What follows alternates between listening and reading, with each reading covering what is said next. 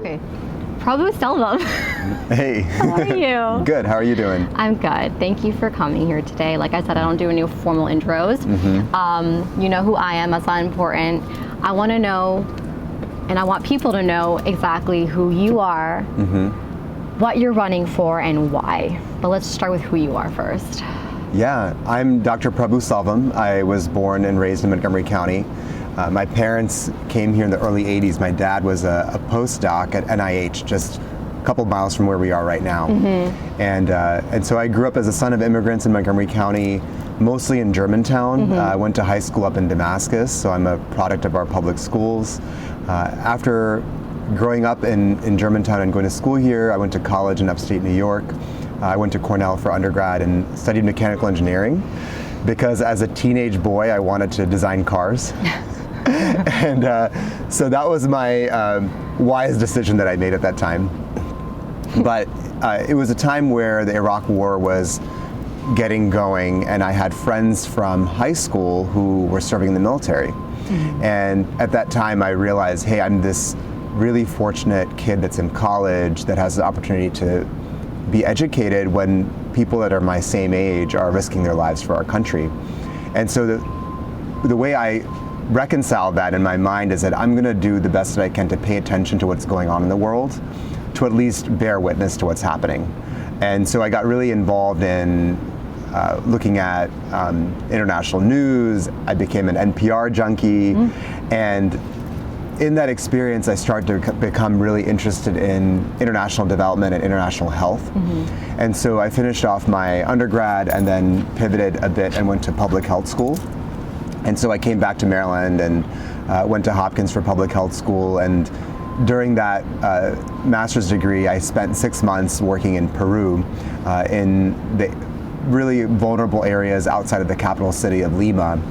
And that was when I really learned how to speak Spanish. I had taken Spanish growing up, but in school, you only learn so much. And there I had to really fend for myself. I worked with a team of locals that every day it was only Spanish that I was functioning in for my work. And the patients that I was collecting data from, they were tuberculosis patients.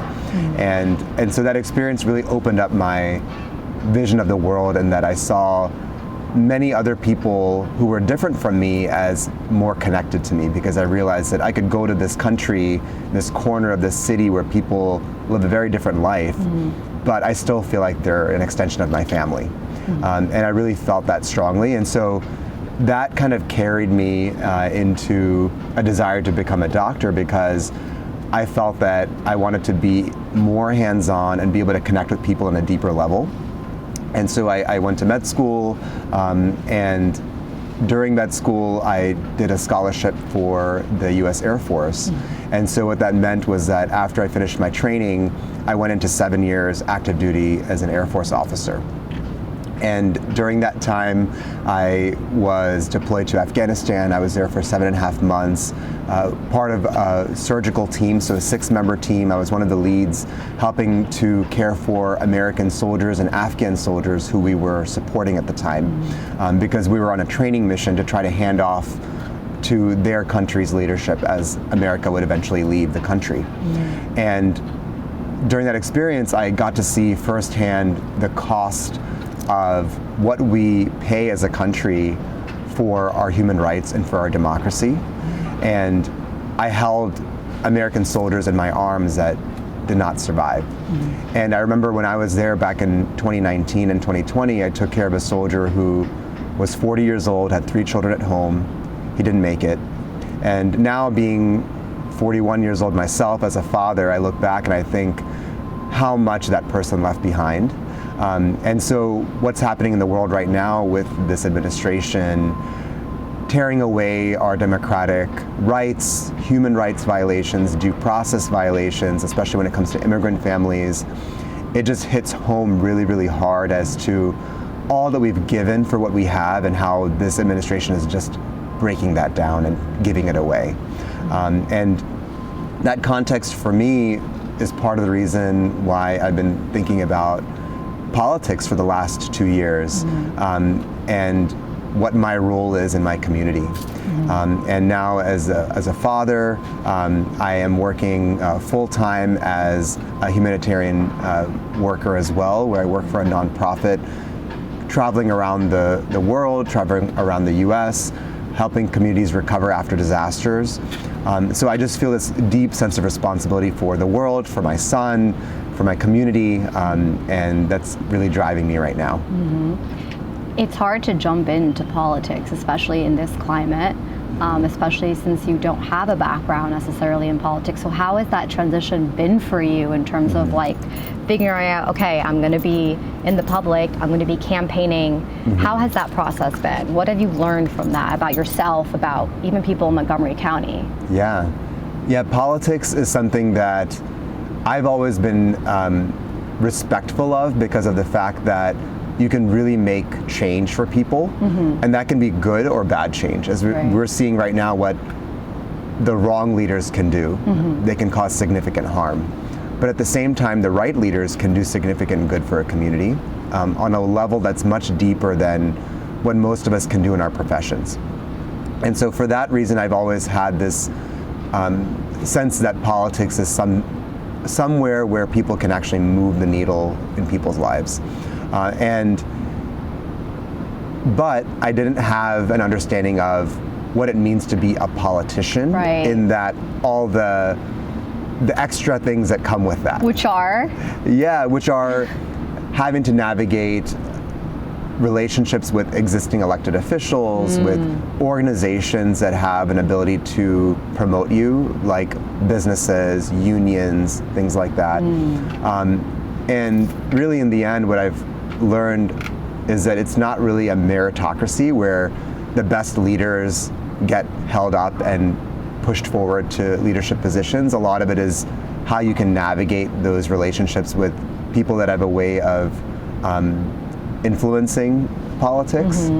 So that's been the learning piece for me. And also just the amount of energy that goes into campaigning and the time that goes into campaigning. Having to, especially in a county of 1.1 million people like Montgomery County, there's a lot of things going on and a lot of people to cross paths with to really build that awareness and trust. And so it's hard to know what that feels like unless you're actually doing it. But for me, the core reason for why I'm getting involved in politics makes all of that possible, and all of that really just a stepping stone to get to where I want to be, and it doesn't really intimidate me, because for me, in the end, it's about service. And I'm going to interrupt you there because your last name in which language? Is it Selvam is a Tamil So word. Tamil, right? Because that's your roots, Tamil. South India. South India, On North, we're the same. I think you guys came before us, but that's a whole other discussion. The rivalry needs to stop. Selvam means service, and I love, right? Actually, Selvam doesn't mean service. Wait, change your website.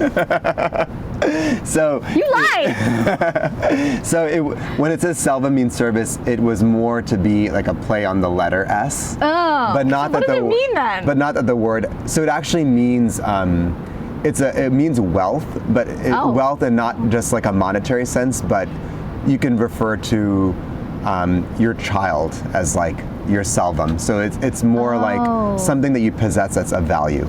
Oh, I love that. Okay, because I was going to go off of this whole thing of, oh my God, when did you identify with your name, Selvam? It's service. But you are being of service no matter what, so that's what matters. But you mentioned Montgomery County, and I want to talk about that really quickly because, listen, we're both from Montgomery County, Moco, born and raised, and I want you to identify what Montgomery County is for someone who lives in like Wayne County, Michigan. How would you describe where we're from? Montgomery County is an amazing place, and it's very special. And not just because I was born and raised here, but Montgomery County has 1.1 million people.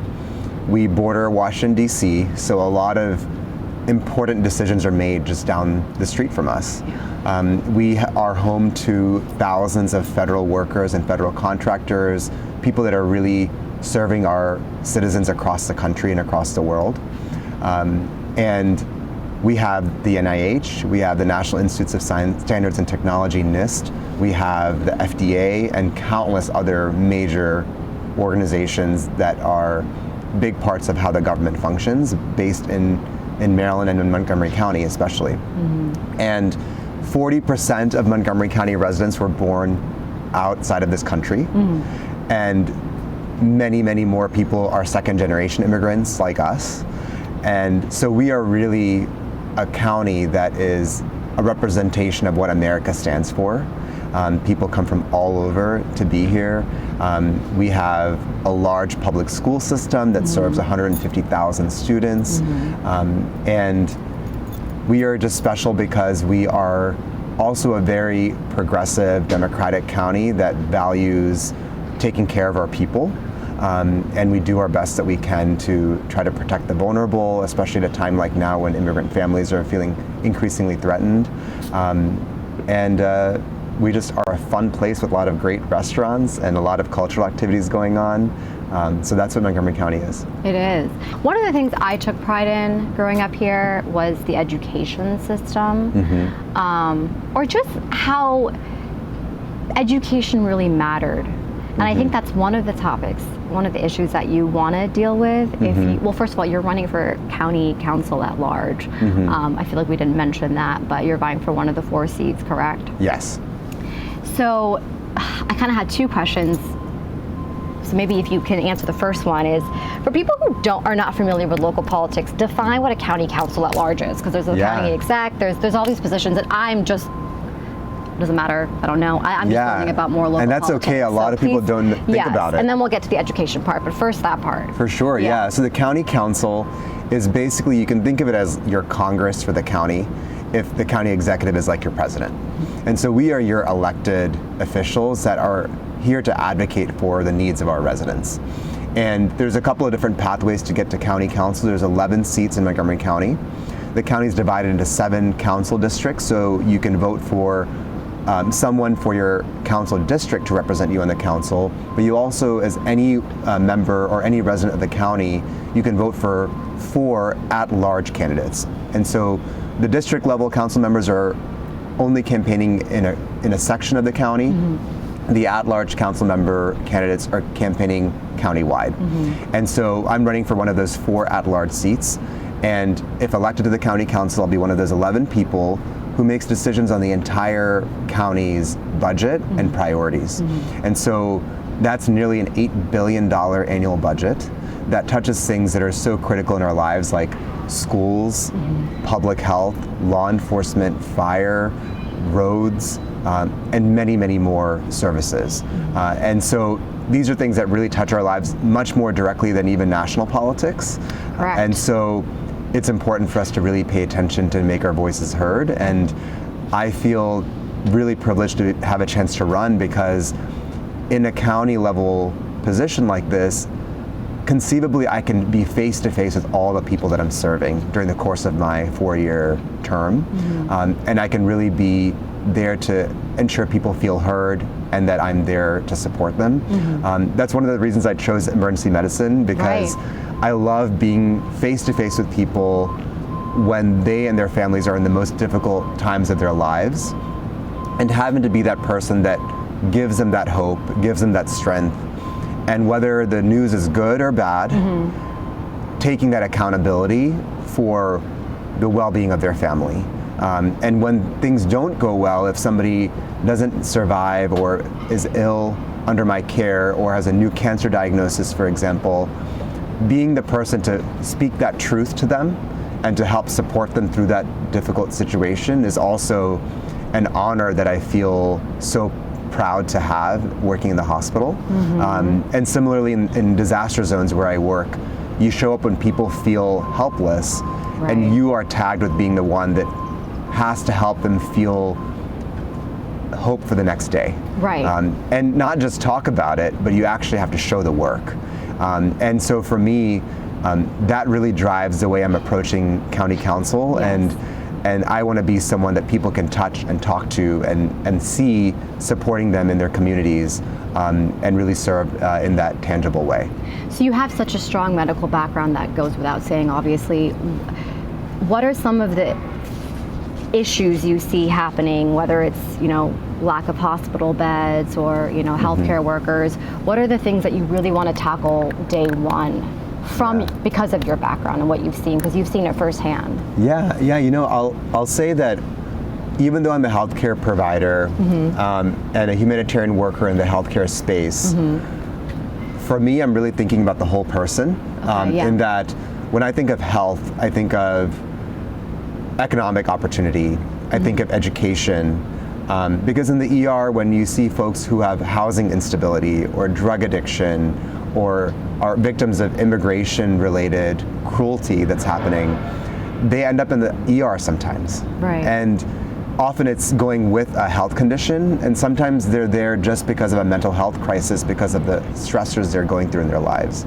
And so for me, I've always been aware of the fact that the medical piece is just a glimpse into someone's greater life and all the challenges they're facing. And so for me as a leader, really I'm going to be thinking about everything that touches someone's life.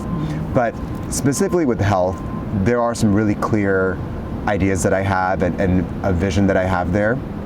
We have a senior population in Montgomery County that's growing at 4 times the rate of the general population. And we have a crisis when it comes to the availability of home health aides, home health caretakers, and also when it comes to childcare. Childcare is a significant expense for a lot of families, and part of that is because the workforce isn't keeping up with the demand. And so for me, looking at the caretaker industry is really important, because I think it's not only a moral decision for us to strengthen that sector, but it's economic opportunities for us, because we have lost significant revenue in this county with all the federally funded jobs we've lost. We need to look at other sectors that we can grow, that we are good at, that we have a need for, that will be beneficial to us. And so the caretaker industry is huge there. We also have 30% fewer hospital beds in Montgomery County compared to a comparable county like Fairfax. Right. We have, on average, 100 minutes longer ER wait times in Montgomery County. And as someone that works in the hospital and has been there with patients when my family has gone to the hospital, those minutes mean that people get hurt and people die when they don't have to. Have you seen that firsthand? Absolutely. And even in Montgomery County, on my own shifts in ERs in the county, I've seen people have heart attacks waiting in the ER waiting room before they're even seen. And that's because of our system not being able to handle the capacity that we need to be handling. In addition to that, Latino and Black mothers in Montgomery County have 2 to 2.5 times the risk of severe pregnancy complications. That also extends to their newborn children.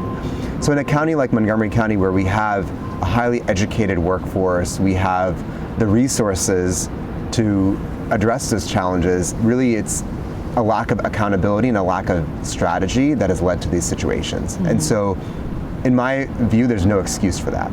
And so I want to make sure we strengthen our collaboration between county government, our county government offices like Department of Health and Human Services, and schools, and looking at all of our institutions for how do we bring our resources and abilities together to address these major challenges when it comes to like maternal outcomes, when it comes to educational outcomes, when it comes to serving our seniors. There's so much more that we can do if we actually think about it in a strategic way and actually measure our outcomes and hold ourselves accountable. So what do you think the reason is why that's not happening right now? Whether it is the maternal health care of Black and Latino mothers or the education system, like what will you do to help with that? Is it the budgeting? Like that's where I get lost. I'm like, okay, politicians, if you will, they talk about things that need to be changed, but I'm like, well, what are the steps of doing that? Yeah, I think part of it is the individuals that have the most to lose or have the most disparities that they're experiencing often don't have the political influence or the political voice to make that known. So if you look at Latino families, for example, especially now where undocumented families feel too anxious and don't have the trust to seek out to institutions for help, that makes their ability to access public health services even more difficult. And so if these challenges existed before, they're only going to be getting worse now. So as a county government, we have to do much more proactively to meet people where they are in their workplaces, in their places of worship, to enroll them in prenatal care services, to do home-based education and screening for those mothers. So I think what it comes down to is business as usual has not been working for us, and especially now when resources are thin and people have greater access challenges with Medicaid cuts and ACA subsidies being pulled away, federally qualified health centers and nonprofits losing federal funding, we have to do more that's strategic. And so for me, what that looks like is I was in Jamaica in November for a month after Hurricane Melissa. We showed up in a village where the local facilities were damaged, multiple healthcare facilities no longer functioning, and we basically had to get people back on their insulin, get them back on their blood pressure medications, suture up wounds from when they were damaged, their houses were damaged and they were trying to clear rubble. People had many injuries they suffered as a result of that. So we had to show up, build trust with the local communities, and get to work. And being a nonprofit, we have limited funding and we have to show our work to our donors and measure our outcomes. And also get feedback from the community to show that they felt that they could trust us and that we actually made a difference in their lives. And so that level of accountability and that level of creative problem solving is really important. And so for me, I'm going to approach these long-term challenges that have felt unmovable in Montgomery County as the emergency that they are, and actually think about it in a new way and use our resources in more creative ways so that we can actually bridge those gaps and improve people's lives. The thing is, Montgomery County, amazing as it is, it's so diverse, right? The demographic, the backgrounds. I mean, going forward, you can't make everyone happy. But how do you balance everyone's needs? Yeah, you know, that's like a big challenge, I think, in any leadership. Absolutely. And in Montgomery County, the at-large seats, those 4 seats in the 11-member council, have to do that uniquely, right? Because you're not taking care of a carved out section of the county. Right. You really have to be there for people from Poolesville to Burtonsville, Damascus to Bethesda, Silver Spring to Germantown. A lot of variation in demographics, socioeconomics, and people's needs in those communities as well. And that actually is a part that I'm most excited about. Many people might find that intimidating or overwhelming, but for me it's like, put me in, I got this. And the reason I feel that way is, so I grew up in Germantown in a neighborhood that was majority immigrants. 60 kids at my bus stop were from places like the Philippines, Jamaica, Bangladesh, Ukraine, all over the world. And growing up with those kids, riding the bus with them, I would show up at Damascus High School where we were zoned. And the other half of my friends were kids from families whose parents were police officers and farmers. I literally had a friend who was a pig farmer. And that experience early in my life, when I was really developing who I was, taught me that, hey, you know, we look different, we sound different, we come from different places, but in the end, we have so much more in common with each other than we have different. And that was not just like an ideal idea or ideal theory for me. For me, it was the way I lived my life. I saw that we were really not that different. And that carried me to when I worked in Peru, and I felt so connected to the people there. I'm still close friends with many that I worked with. And when I was there, I was attending weddings and funerals, and I really felt like I was a part of that community when I was there. And it was because of my upbringing that I could really connect with them and become family with people, even in another country like that. And that's carried me in my humanitarian work to places like Puerto Rico or Philippines or Jamaica and the other countries where we work with partners. I don't have any difficulty seeing them as an extension of myself. Right. And that allows me to really serve people in a deeper way. And when it comes to Montgomery County, this is my home, this is where I grew up. And so I think the differences within the county are actually much narrower than the differences I've worked with in other parts of my life. And when I was in the military, I didn't mention, I was working with people from Alaska to Louisiana to California to New York City, different political affiliations. This was during the first Trump administration, so political tensions were very polarized. Even then, some of my closest friends when I was in the military were registered Republicans, and we relied on each other, we trusted each other, and finding that common ground, especially when we're in places like Afghanistan, you realize that, hey, you know, we are not that different from each other, even though the world tries to tell us that we're not the same. And that experience actually was really strong for me when I came back from my deployment in Afghanistan in February 2020. I was assigned the medical director of my ER. This was in Southern Virginia. And 3 weeks later was the start of the COVID pandemic. Yes. You must have seen so much during that time. I mean, you managed a hospital during like one of the biggest epidemics in the world, so. It was quite a journey. And I had 75 staff members that looked to me as a medical director for what do? We don't understand this virus. Our patients don't trust the medical system at times because of the media that they're consuming. How do we manage this? And so it took a lot of leadership where I had to bring people together. I had to lead by example, putting myself at the front lines with patients before I would ask a nurse or a paramedic to do the same, so that they felt that I was taking the risk with them, exposing myself to potential infection with caring for patients. And it took a lot of deep and face-to-face conversations to build trust with the people that I was working with, who already knew me, but they just felt so destabilized by the pandemic. Of course. And so it was really like a crash course in a crisis situation, how do you bring people together? Well, how did you make sense of it yourself? How were you able to have face-to-face conversations with your own fears? I mean, I'm looking at you as this like early 40s, right? Something in that age range, and you must have had moments where you've had meltdowns and breakdowns and like, can I really do this? So how did you face that in order to help other people, really? Or did you not face it, you're just some alien? I think for me, and this is true for many of us, in that when you focus on another person's well-being, you find some strengths and capabilities that you didn't think you had. And I was fortunate in that when a lot of people were asked to stay home from work, or they were shifted to remote, opportunities, or let go from their jobs because their jobs couldn't function or their businesses couldn't function, I was forced to continue doing the work that I did. And for me, I saw that as something that was an opportunity for me to contribute in a way that I hadn't been able to before, and also gave me a sense of purpose. And so I think in a way it was good for me to be in the trenches that way at that time.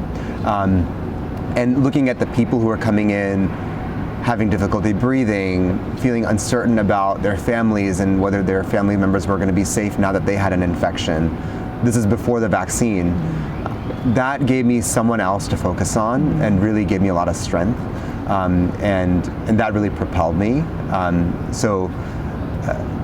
Now as a father, I wasn't a father back then, and as having a 5-year-old son, I feel the same way. And I'll say that looking at my son and imagining what another 5-year-old from a Latino family might feel going to school, knowing their parents are afraid about being there for them when they come home from school, that was one of the turning points for me in getting involved in politics and running for office, because I was thinking, hey, if I feel this protective of my 5-year-old son and I see how much support he needs, thinking about these families that are being targeted by this administration, how do those parents feel? How do those children feel? And it was just heartbreaking for me. And so I felt this deep sense of needing to protect my community and protect my people.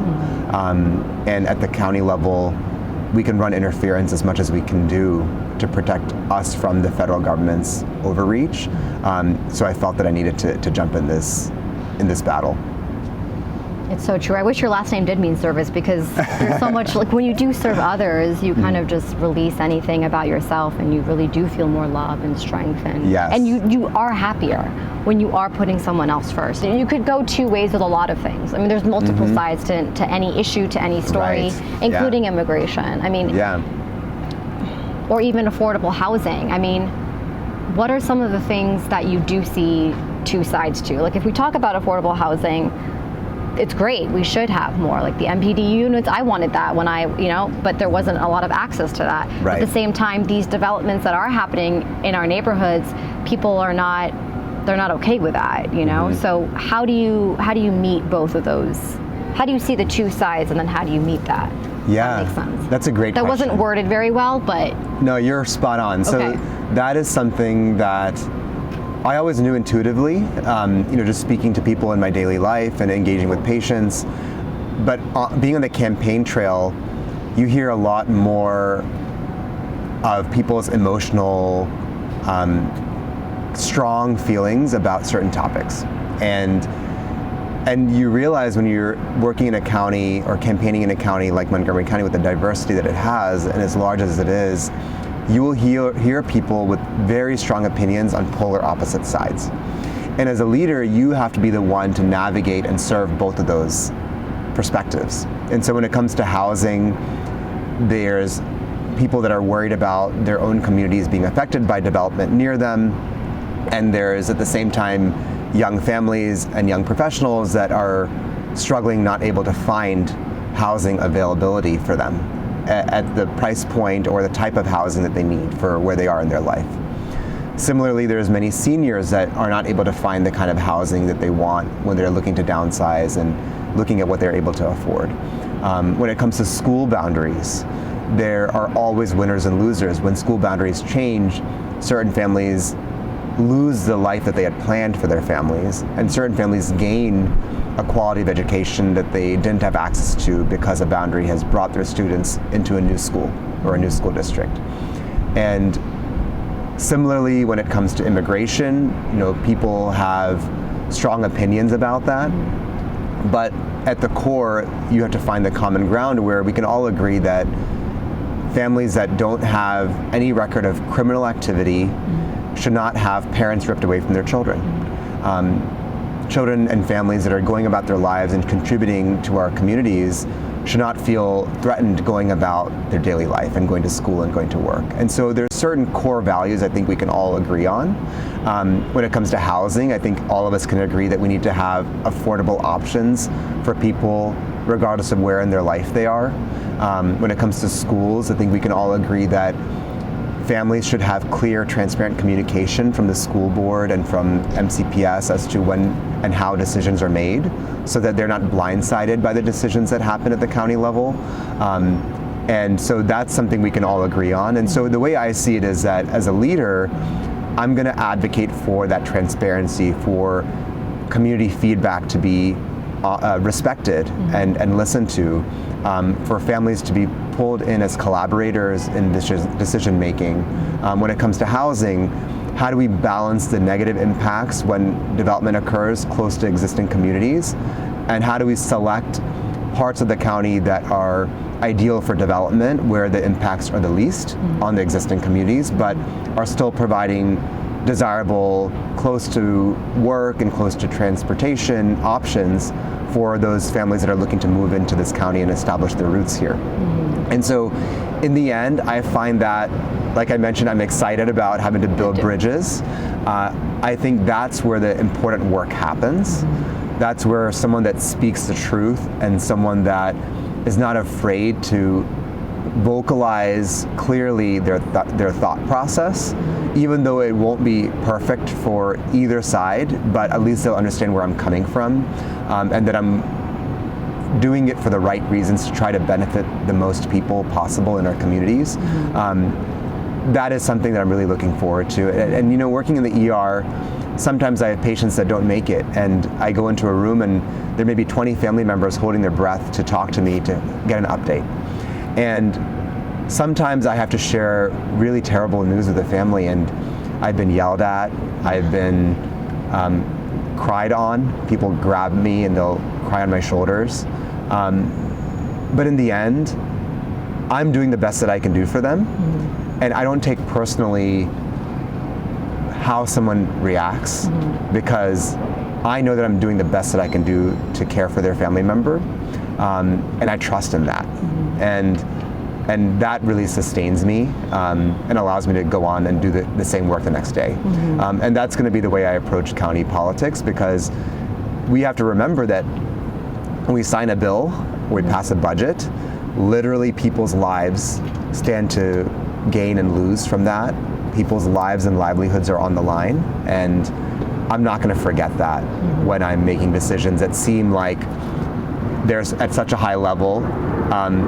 It can feel disconnected from the people you're serving, but for me, I'll never lose sight of those faces of the folks that actually are going to be affected by the decisions that I make. Right. I want to ask one thing that I've been scared about are data centers. Yeah. I think that's also one thing that you talk about. Yeah. There is one argument where it would bring in more tax revenue, right? But then there's the other where our utility bills go up. Yeah. And there's also other things, like other reasons of more tech companies spying on me and gathering our data, but we have no control over that. So to explain to me what data centers are and what really matters when it comes to who's benefiting from this. Yeah, I'm glad you asked about data centers, because I think we need to really be educated consumers in Montgomery County and not walk into a disaster. And when it comes to data centers, we actually have a site in Montgomery County in Dickerson, which is near Poolsville, where a hyperscale data center is already planned. And a hyperscale data center is a data center that consumes the same amount of energy as a small town, sometimes more. And similar to some of the data centers we see in parts of Loudoun County in Northern Virginia, where there have been significant harms and regret often from the communities and the officials that invite those data centers to operate there. And there's pros and cons to every decision. There's some benefits to a community by inviting a business like that to come and establish themselves, but there's significant harm too, and we have to always balance that as leaders and as community members. And so a data center is basically where significant data is processed, especially with artificial intelligence and a lot of companies competing against each other in this artificial intelligence race. That computing power is something that they are really wanting and willing to pay for. And they're not really thinking about the local communities and the influence and the impact that it has on them, because we're not a part of their competition. They're competing with each other. We're just bystanders. We're just stepping stones for them, the way I see it. And so let's talk about specifically the Dickerson data center plan, because that's what is most top of mind for us in Montgomery County. Right. We don't have a lot of locations in Montgomery County where a data center of that size could be put. So this is the one fight we really need to be focusing on. Okay. And this data center is a 360 megawatt data center, and what that means is the amount of energy it consumes will consume carbon emissions or produce carbon emissions equivalent to nearly 150,000 gasoline-powered cars every year. Wow.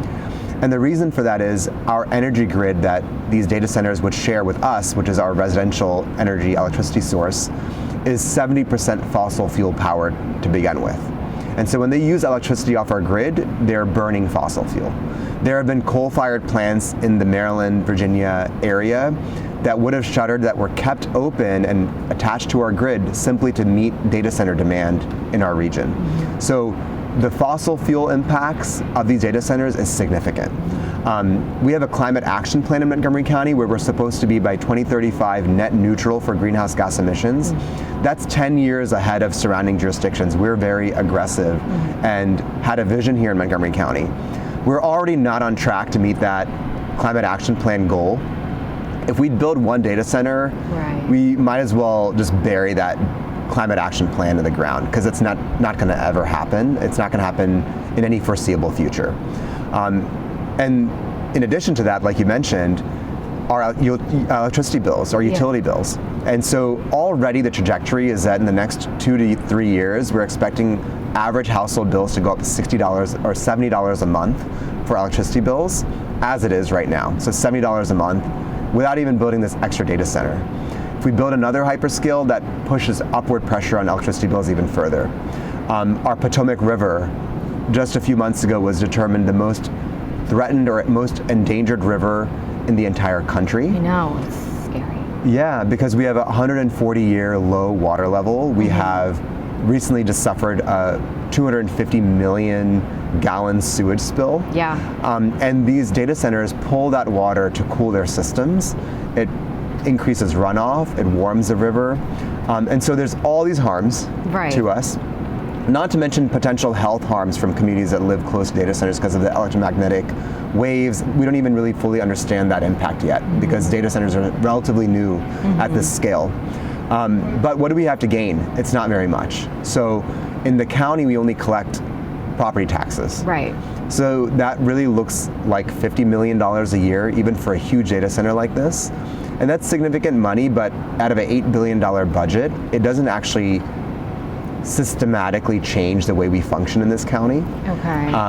One big infrastructure project, one big building could be $50 million in a year's budget. So that is not contributing meaningfully to our budget in a way that makes these costs worthwhile. It only hires about 50 people at a data center like that once it's built on a long-term basis. So we're not collecting much income tax and not putting that many people to work. So we're really not getting a great deal. And the interesting thing is that we haven't had clear vision and clear leadership on this.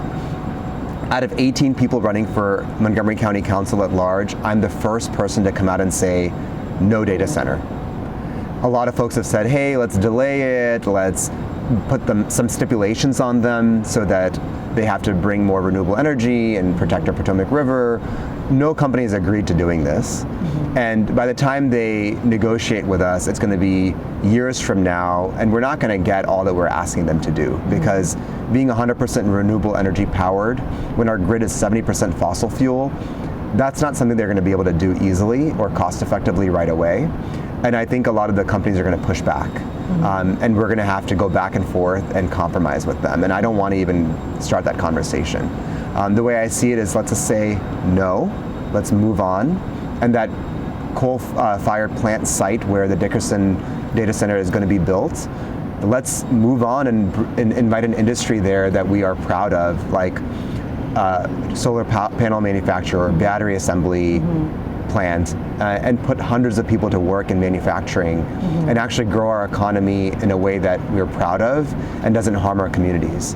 And so not only am I saying no data center, but I also have a vision for what we do instead to make our county better. This might be a really stupid question, but who are you really fighting with when it comes to the data centers? Like, who's really in charge of deciding where it goes? Like, it must be above the tech companies. Like, who's really behind this? So this data center, there has to be one singular person. There's a couple of different parties.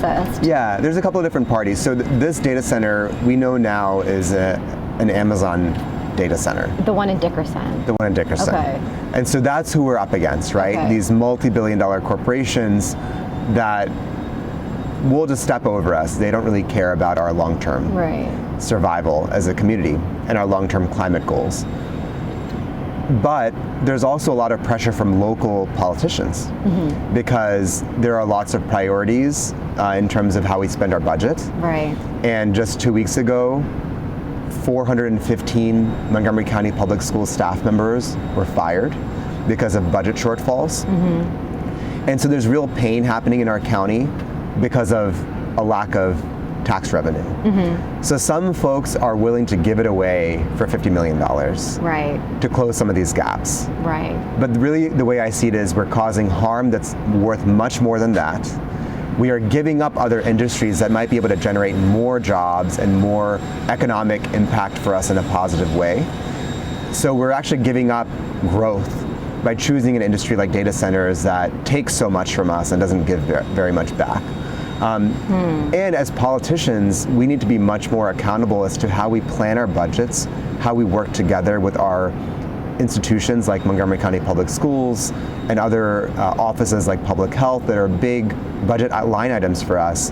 How do we work together as the county executive, the county council, these government entities to provide the best service for our community members that's focused on outcomes that are measurable? And how do we plan our budgets far in advance when we know our revenue is not looking good? Why do we wait for a Friday afternoon with people in tears to determine what a budget is going to be right before we need to pass it, to figure out how many school staff members who are critical in serving the most vulnerable students need to be fired? Like, that is mismanagement, that's malpractice. And so for me, it's about speaking to the politicians that are trying to find a quick buck for our county by inviting a data center and saying, no, there's a better way, and pushing back on Amazon and saying, hey, you know, you can make your billions of dollars off this data center elsewhere. We're not going to give it away to you and cause harm to our community. It'd be stupid for me not to point out that I am Indian, you're Indian. I'm very connected to where I'm from, to my roots. So I want to know about your connection to being South Indian. Yeah. So as I mentioned, I was born in Montgomery County. I grew up here as the son of immigrants who came from Tamil Nadu in India. And I didn't actually have a lot of family in the US growing up. I actually still have no aunts and uncles here. My extended family, except for one cousin that just moved here recently to the US, has all been in India. And so even though I grew up as like a very American kid, every 4 years we would show up in India and be there for 2 months for a summer in my dad's village, where I'd be milking cows and driving tractors and not wearing footwear for weeks at a time. And part of my upbringing, you know, I actually had an aunt that until I was a teenager didn't have a restroom. So we would have to go out to the fields and do our business out there in the area where she lived. And so that's the upbringing I had. So I lived in these, like, I was straddling these different worlds growing up, and I'd come back and be, you know, spending time in DC with my friends, like the weekend after coming back from an Indian village, right? And so it was this code switching all the time. And that's a part of what makes me who I am, where I don't really see anybody as an other. Everyone that I meet, I feel like there's a part of me that I see in them. And growing up in Montgomery County, my family was pretty involved in our temple, our Hindu temple, which was in PG County. But so are you Hindu then? I'm Hindu, okay, yeah. Okay. So I was raised Hindu. We have like a prayer room in our house. We would pray together as a family on like a weekly basis. We would go to a temple at least once every month, where my dad was the president of our temple growing up. And the Hinduism that I grew up with, which is, I think, the true Hinduism, is this eternally tolerant, loving, open religion where you learn that there are many paths to God. You have to respect other people's journeys to God, and that there's this concept of dharma, which is duty. You have a responsibility to your community, and that by exercising that duty, that is a form of worship. Whether you believe in a God or not, by serving your fellow human being, you are worshiping God. I'm going to interrupt you there because I actually earlier wanted to ask you about your connection to God, because you say a lot of spiritual things in relation to Hinduism. Because first of all, Hinduism, people who are not Indian, they see it as, oh, you just believe in millions of gods. It's like, yes and no. I mean, I'm still learning more about the roots of it, like ancient Hinduism. But it's almost like we come from a single source. Right. And your outlook and how you see people is that you're not different from them. But that's a very advanced mindset that I think is going to take people like yourself and just almost like an awakening, like a collective awakening for people to stop seeing, I don't know, I don't want to say it to upset anybody, but like stop seeing someone of a different color or stop seeing someone of a different gender. Because you have to disassociate your identity with your body. Right. Or even with your mind. So that is a very advanced part of Hinduism and an advanced mindset, I think, and I think you're embodying that. Thank you. But communicating it in a way where people can understand it, like in a political level. Like if I were to talk about it, it would almost be like I'm high on shrooms, which I have no problem admitting, because I have been high on shrooms and it's great. But that being said, your connection to God and to Hinduism,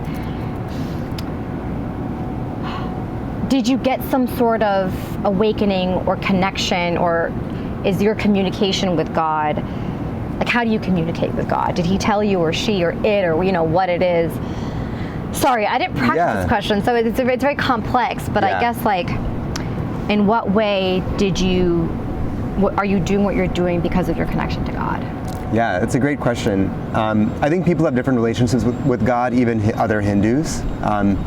For me, I am so deeply trusting of the fact that when you put positive actions out in the universe, that comes back to you. Mm-hmm. And so the way I live my life is that I just deeply love and care for other people and put myself out there with courage to serve others. And I just trust that God will take care of me. And that's the way I approach it. I'm not like very indoctrinated in that I don't pray a certain way or have this certain regimen. And my definition of God is quite broad. Okay. And I think actually it's a true definition of God in Hinduism is that, in Hinduism you hear about these different names and these different images of God, but really God is supposed to be pervasive and universal inside every single living being. And it's supposed to be like this underlying invisible energy that's all around us, that connects all of us. And the names that we have in Hinduism for God and these images is just a way of putting a face to that to make it more tangible. That's the way that I was raised, to understand Hinduism. And regardless of whether you are atheist or believe in another religion, really, whether we like it or not, we're all connected spiritually to each other. And that's the way I see other human beings, and how I see our natural environment too. And part of my reason for being so focused on protecting our climate, and I'm endorsed by the Sierra Club, is because I see the environment as a vulnerable party, just like our children and our seniors need protection and care. Our natural environment is a part of us and we're connected to it. And so, now talking to you, like, even though I don't really think of myself as like a really religious person, I think my Hindu upbringing is pervasive in the way I see the world. And a part of that is also the way my parents taught me to view the religion. I think a part of it is also their character and their personality and the way I see spirituality.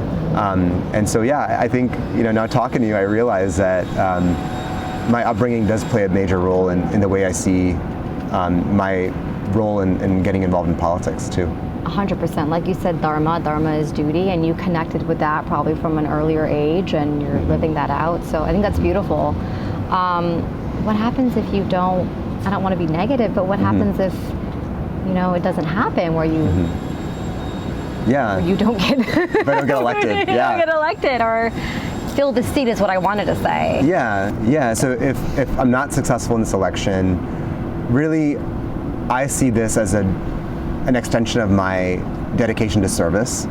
I have no interest in a label or being famous or being someone that has a career in politics. Really, I'm doing this to leave it all out on the field in service of my community. And I felt that local election and especially serving on the county council would be a way for me to have a deeper, sustainable impact on the people that I care about.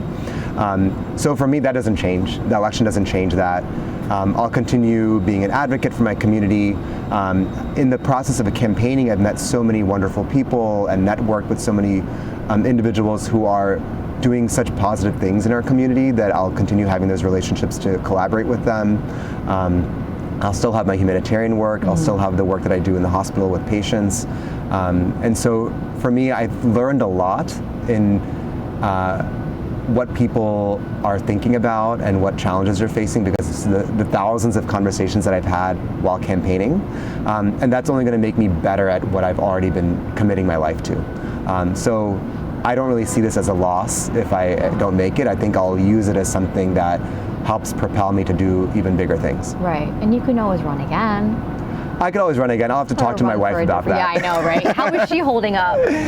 She's doing well. She's really been my too, though.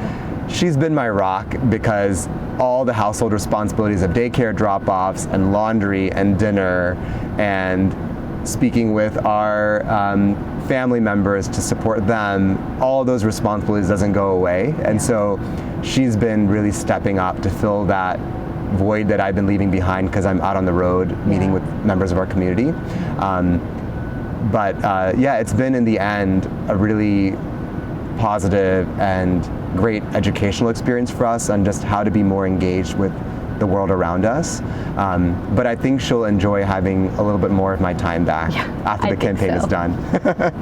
I think so, but it's such a memory for both of you. Well, anyways, I am hoping that everything works out as it should, and I'm proud of you. Thank you. Even though I just met you today. Thank you so much for taking interest in me. Of course, yeah. I'm in awe of your background, and you could just look at the camera and tell, I think June 23rd is the final day. So yes. You can actually say that there. Yeah, sure. In Montgomery County, we have early voting starting June 11th through June 18th. You can vote at 14 locations around the county. It doesn't have to be an assigned location. You can go to any of them. And then June 23rd is the final election day. This is the primary election in Montgomery County, but the primary election in this county is the deciding election. So all of our county leaders are decided in just a few weeks. So please make your voices heard. Thank you.